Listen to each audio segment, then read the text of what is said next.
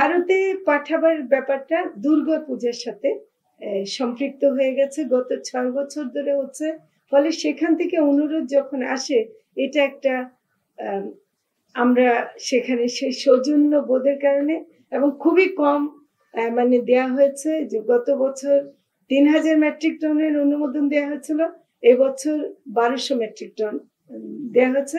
আমি নিশ্চিত না যে কতটুকু শেষ পর্যন্ত নিতে পারবে, এবং কিছুটা দামও বাড়ানো হয়েছে।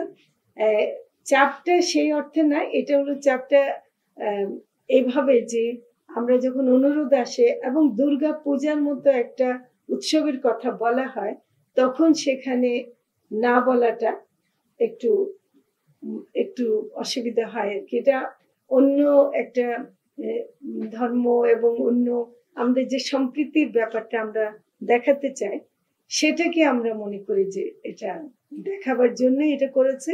আমি খুবই দুঃখিত যে বাংলাদেশের মানুষের এখনো প্রাপ্যতা বাড়াতে পারিনি, এটার জন্য আমার মনে অনেক দুঃখ আছে। কিন্তু আমি এখনো চেষ্টা চালিয়ে যাচ্ছি। এই 19-এর মৌসুমটা শেষ হওয়ার আগে আশা করি যে বাংলাদেশের মানুষ আর একটু সাশ্রয়ী মূল্যে পাবে। ওয়ালটন এখন দেশের সীমানা পেরিয়ে পৌঁছে গিয়েছে 50টিরও বেশি দেশে। ওয়ালটন, ঘরে ঘরে, বিশ্বজুড়ে।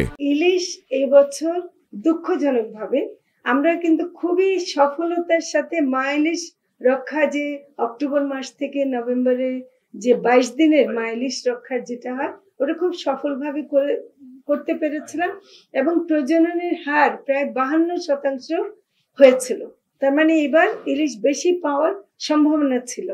জাটকা নিধনের যে ইয়েটা হয় যে বৈশাখ মাস থেকে জুন পর্যন্ত, এবং সেটার সময় আমরা যেটা করেছি যে 58 দিন করে ফেলেছি। আগে ভারতের থাকতো 58 দিনের মতো, আমাদের ছিল 65 দিন, এবং তারিখটাও এমন ছিল যে আমাদের নিষেধাজ্ঞার সময় ভারত এবং মায়ানমার অন্য দেশের জেলেরা এসে মাছ ধরে নিয়ে যেত, আমাদের ওরা কিছু পেত না। এবার কিন্তু 58 দিনও সফলভাবে আমরা করেছি। কিন্তু জাটকা নিধনটা মানে আমরা কোস্টগার্ড, নৌ পুলিশ এবং আমাদের যারা মৎস্য কর্মকর্তারা অভিযান চালিয়েছেন, তারা দেখেছেন যে অনেক জাটকা এখনো ধরে, এবং হাজার লক্ষ লক্ষ মেট্রিক টন মানে লক্ষ লক্ষ জালে ধরা পড়েছে আর কি। তো এটা আমি মনে করি যে জাটকা সংরক্ষণটা আমাদের দরকার।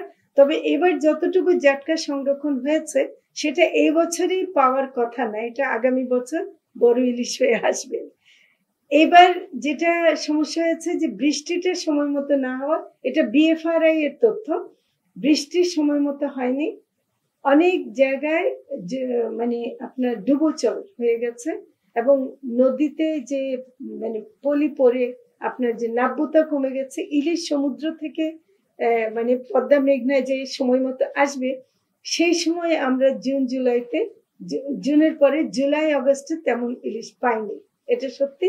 এবং মৎস্য অধিদপ্তরের তথ্য মতে জুলাইতে বোধহয় 37% মতো কম পাওয়া গেছে, অগাস্টে এসে 47% কম পাওয়া গেছে। তো ফলে ইলিশের বাজারে যে প্রাপ্যতা, সেটা আমরা আশানুরূপ পাইনি, এবং সে কারণে আমরা দামটাকে কমাতে পারিনি। আমরা আশা করছি এই মাসে কিছুটা হবে, এবং বিএফডিসির মাধ্যমে আমরা, আপনারা জানেন যে বাংলাদেশ ফিশারিজ ডেভেলপমেন্ট কর্পোরেশন, তারা যেহেতু বিক্রি করে, আমরা তাদের মাধ্যমে সাশ্রয়ী মূল্যে কিছু জায়গায় বিক্রি করাবো, মানে অ্যাটলিস্ট বাজারকে একটা মেসেজ দেয়া যে এই দামেও বিক্রি করা যায় আর কি। সেটা পরিমাণ হয়তো কম হবে, সেটা আমরা দেখবো, এবং উত্তরবঙ্গে কিছু মাছ আমরা সীমিত আকারে বিএফডিসির মাধ্যমে পাঠাবার একটা উদ্যোগ নেব।